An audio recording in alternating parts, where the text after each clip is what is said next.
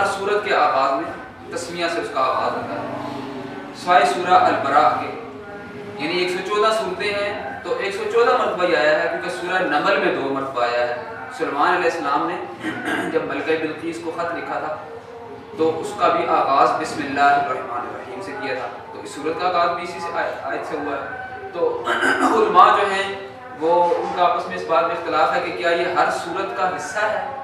یا یہ الگ سے ہے۔ تو بہرحال جیسے بھی ہے، دونوں معنوں میں، دونوں موقفوں پہ یہ ہر سورت کے آغاز میں آتی ہے۔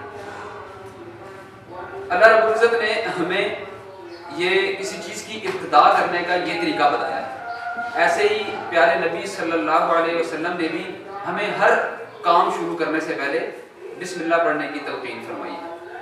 اس کو آپ یوں بھی سمجھ سکتے ہیں کہ ایک ایسا انداز ہے، جیسے آپ دیکھتے ہیں ہم